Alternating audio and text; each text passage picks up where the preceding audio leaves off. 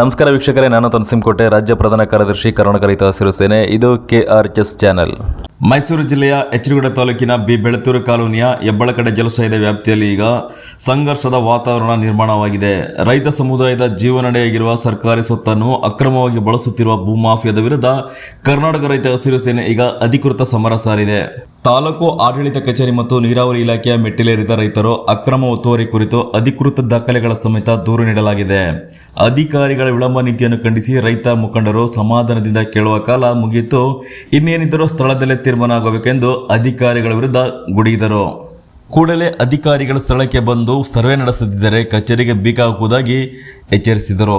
ನೀರಾವರಿ ಇಲಾಖೆಯ ಸಹಾಯಕ ಕಾರ್ಯಪಾಲಕ ಅಭಿಯಂತರರ AW ಸಮ್ಮುಖದಲ್ಲಿ ನಡೆದ ಸ್ಥಳ ಪರಿಶೀಲನೆಯಲ್ಲಿ ಆಘಾತಕಾರಿ ಸತ್ಯಗಳು ಹೊರಬಿದ್ದಿವೆ. ಸರ್ಕಾರದ ಅಧಿಕೃತ ದಿಶಾತಂತ್ರಾಂಶದ ಪ್ರಕಾರ ಒತ್ತುವರಿ ಆಗಿರುವ ಪ್ರದೇಶವು ಸರ್ವೆ ನಂಬರ್ 58ಗೆ ಸೇರಿದೆ.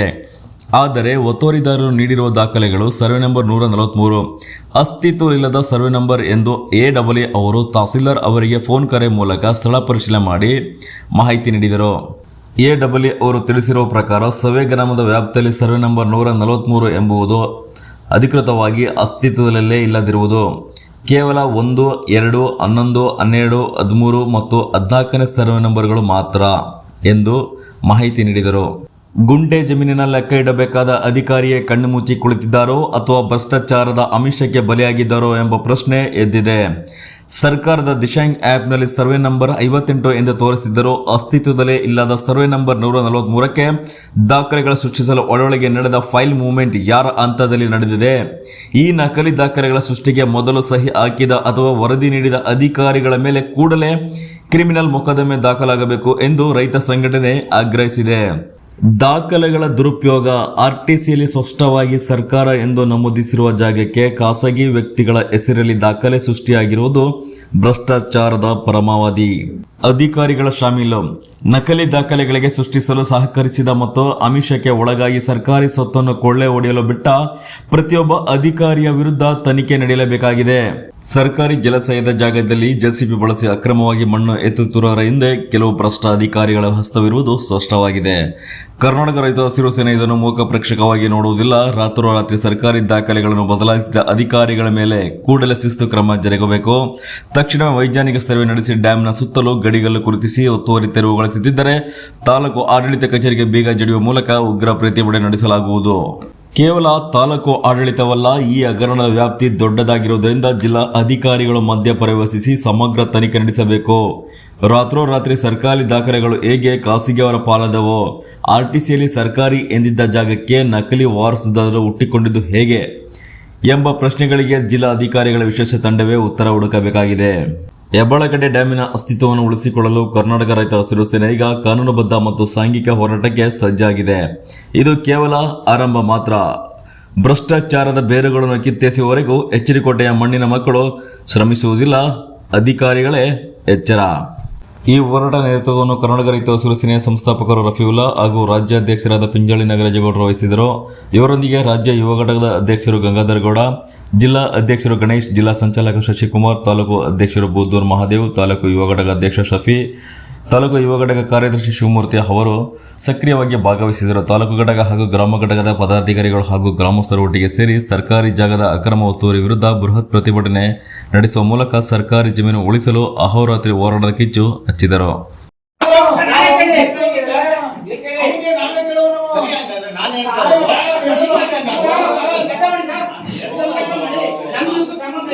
ನೀವು ರೈತ ಕೊಟ್ಟು ಕೇಳ್ತೀರಿ ಅಂತ ಹೇಳಿ ನಾನು ಕೇಳ್ತೀನಿ. ಆ ಮಗನ ಇಲ್ಲ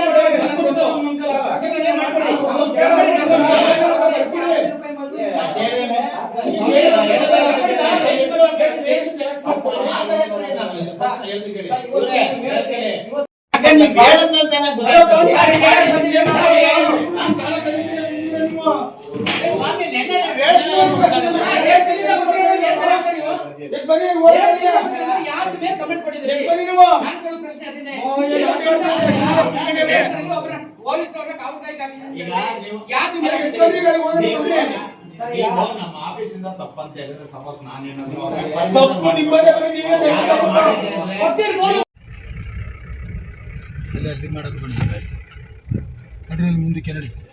ಅದೇ ರೋಡ್ ನಾವು ಬರಬೇಕಾಗಿದ್ದು ಊರು ಒಳಗಡೆಯಿಂದಾನೇ ಇದೆ ಡೈರೆಕ್ಟು. ಗಡಿ ಮೇಲ್ಗಡೆ ತಿರುಗಿ ಹೋಯ್ತು.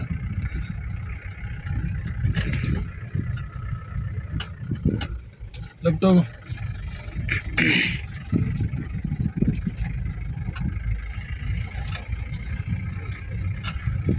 ಲೆಫ್ಟ್ ನೋಡಿ.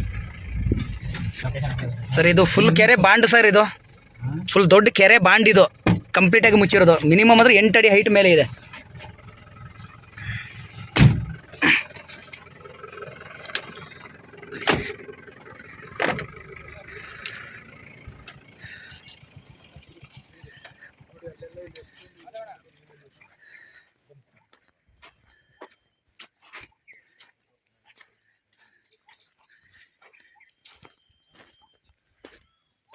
AW ಇನ್ಫೆಕ್ಷನ್ ಅಧಿಕಾರಿಗಳನ್ನು ಕರ್ಕೊಬಂದಿದ್ದೀವಿ.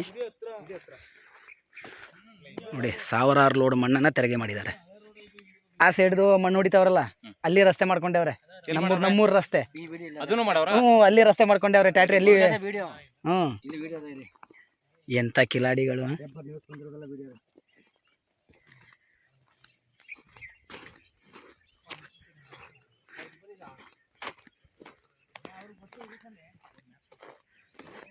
ನಿನ್ನೆ ದಿನ ಇದು ಟ್ಯಾಕ್ಟ್ರಿ ಮತ್ತು JCP ಅವರು ಓಡೋದ್ರು. ಹೆಬ್ಬಾಳ ಬ್ಯಾಕ್ ವಾಟರ್ ಪೊಸಿಷನ್ಗೆ ಬಂದಿರೋದು. ಈಗ AW ಅಧಿಕಾರಿಯನ್ನು ಕರೆಸಿದ್ದೀವಿ. ಟೋಟಲ್ ಇದು ಸಾವಿರಾರು ಲೋಡ್ ಮಣ್ಣು. ಇದು ಕೆರೆ ಅಂದರೆ ಹೆಬ್ಬಾಳ ಬ್ಯಾಕ್ ವಾಟರ್ ಪೊಸಿಷನು. ಈ ಬ್ಯಾಕ್ ವಾಟರ್ ಪೊಸಿಷನ್, ಹೆಬ್ಬಾಳದ ಬ್ಯಾಕ್ ವಾಟರ್ ಪೊಸಿಷನಲ್ಲಿ ಏನು ಮಣ್ಣೆಲ್ಲ ತೆರವುಗೊಳಿಸಿದ್ದಾರೆ, ಟೋಟಲ್ ಕಂಪ್ಲೀಟಾಗಿ ಅದೇ ಮಣ್ಣನ್ನು ತೆಗೆದು ಇದು ಹೆಬ್ಬಾಳ ಬ್ಯಾಕ್ ವಾಟರ್ಗೆ ಸಂಬಂಧಪಟ್ಟ ಇದೆಲ್ಲ ಕೆರೆಗಳು, ಅದೆಲ್ಲ ಆ ಬಾಂಡ್ಗಳನ್ನೇ ಟೋಟಲಾಗಿ ಮುಚ್ಚಾಕಿದ್ದಾರೆ. ಅಕ್ರಮವಾಗಿ 2 ರಿಂದ 3.5 ಎಕರೆ ಜಾಗನ ಅಕ್ರಮವಾಗಿ ಒತ್ತುವರಿ ಮಾಡಿಕೊಂಡವ್ರೆ.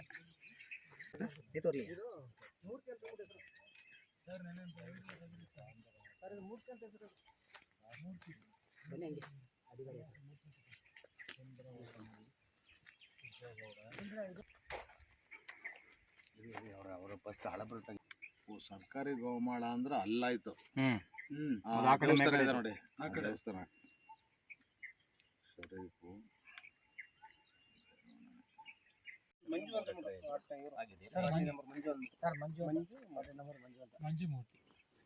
ಸರ್ ಇಲ್ಲ ನೋಡಿ.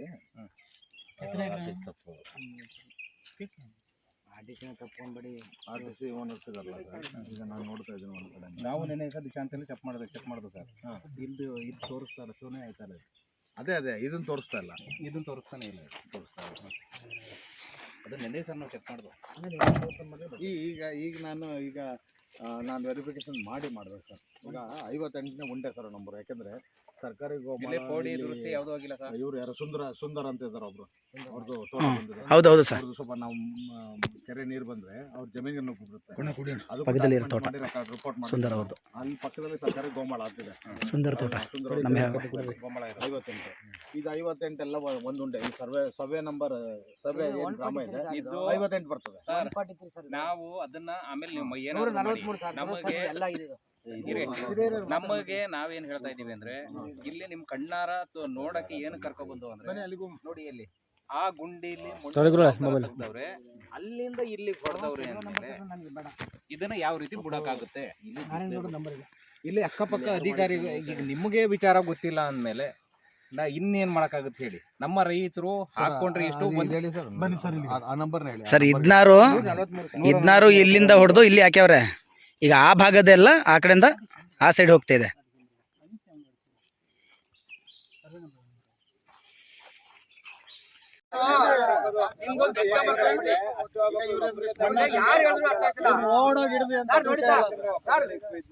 ಅವ್ರಿಗೆ ಏನಾರು ಹೇಳ್ಕೊಳ್ಳಿ, ಅವ್ರದ್ದು 600 ಎಕರೆ ಇದೆಯೋ, ಅವ್ರದ್ದು 700 ಎಕರೆ ಇದೆಯೋ ನಮಗೆ ಗೊತ್ತಿಲ್ಲ, ಅದು ನಿಮಗೆ ಗೊತ್ತಿಲ್ಲ. ಬಟ್ ಸರ್ವ ಮಾಡೋ ಜವಾಬ್ದಾರಿ ನಿಮ್ದು. ನನಗೆ ನಾನು ಕೇಳ್ತಾರೆ ಉದಾಹರಣೆ, ಅವ್ರು ಎಷ್ಟಾರ ಮಾಡ್ದು ಅಂದ್ರೆ ನಿಮ್ದು ಮುಗಿಸ್ಕೊಳ್ಳಿ ಬಿಡಿ, ನನ್ಗೆ ಅದು ಗೊತ್ತಿಲ್ಲ. ನನಗೆ ಬಂದು ಇಲ್ಲಿ ಕೆರೆ ಬೇಕು, ಒಂದು ನನ್ನ ಮಣ್ಣು ನಾನು ಅಲ್ಲಿಗೆ ಹಾಕ್ಬೇಕು. ನೀವು ಹೇಳ್ರಲ್ಲಿ ಈಗ ನೀವು ಕೈ ಹಾಕಿರೋ ಟೈಮ್ ಚೆನ್ನಾಗೈತೆ. ನಾನು ಅದಕ್ಕೆ ಡಿಮ್ಯಾಂಡ್ ಮಾಡ್ತಾ ಇದ್ದೀನಿ. ಈಗ ನೀವು ನನ್ನ ಜೊತೆ ಕೈಗೆ ಹಿಡಿದಿದ್ದೀರಿ. ನಿಮ್ಮ ಇದ್ರಲ್ಲಿ ಈಗ ಬೇಗ ಇದು ಅವಕಾಶ ಆಗಿ ಸರ್ವೆ ಆಗ್ಬಿಟ್ರೆ ನಮಗೂ ನೆಮ್ಮದಿ sir.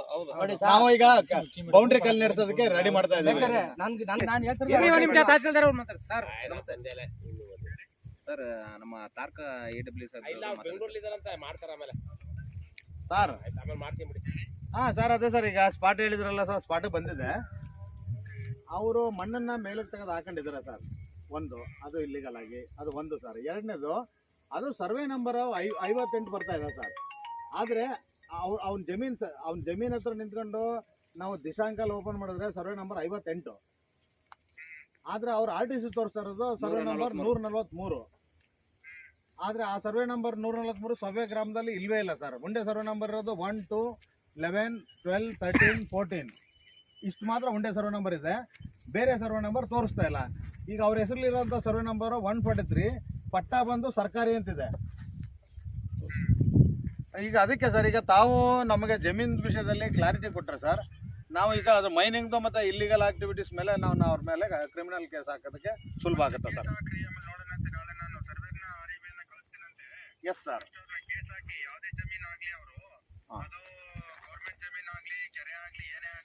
Yes sir. Yes sir. Sir ಅದಕ್ಕೇನೆ ಈಗ ಏನಾಗಿದೆ, ಎರಡು ಕಾರಣಗಳು ಒಟ್ಟಿಗೆ ಆಗ್ತಾ ಇದಾವೆ ನನಗೆ. ಹಾಂ ಹಾಂ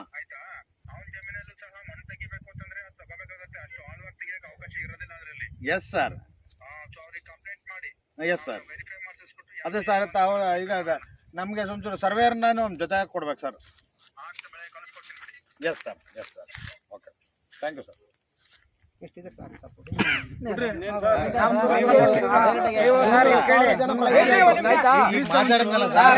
ನಿಮಗೆ DC ಕರೆಸ್ಬೇಕಾ? ಈಗ ಮಾತಾಡ್ತೀನಿ ಕೇಳಿ.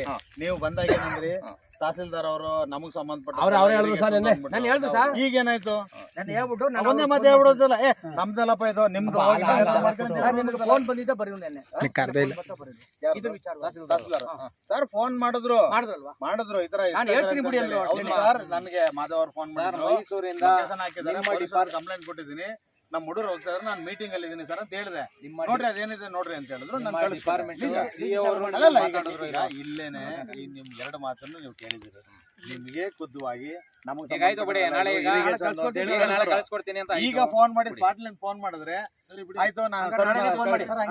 ನಾಳೆ ಏನಾರು ಬಂದಿಲ್ಲ ಆದ್ರೆ ನೀವು ಕಂಪ್ಲೇಂಟ್ ಕೊಡಿ ಸರ್, ಬಂದೇ ಬರ್ತಾರೆ ಅವರು. ಯಾರು ನಾಳೆ ಅವ್ರ ಸರ್ವೇರ್ ಕಳ್ಸಿದ್ರೆ